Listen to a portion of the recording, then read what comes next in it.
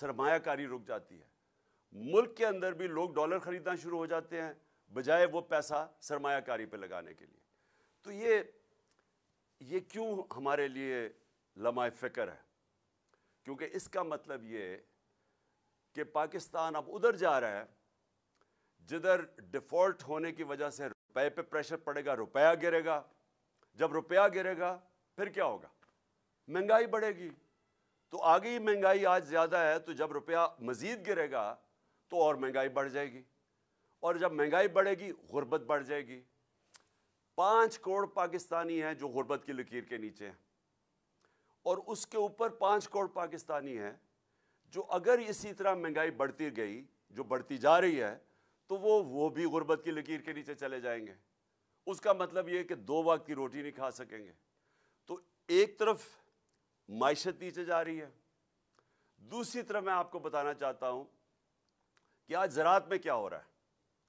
جو ہماری آبادی ہے, دیہات کی آبادی, اور تقریباً ہماری ایک تقریباً آدھی آبادی بالکل زراعت کے اوپر گزارا کرتی ہے.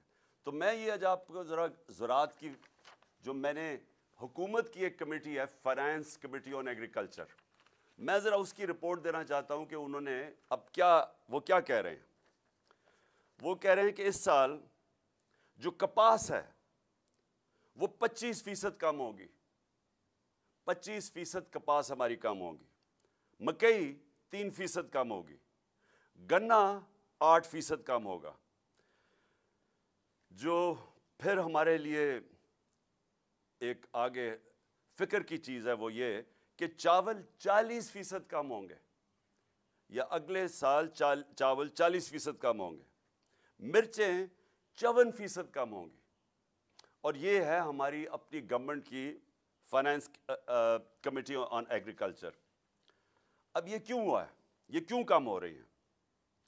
یہ اس لیے کم ہو رہی ہیں کہ اب ذرا آپ کو میں قیمتیں بتاؤں کہ ٹریکٹر کی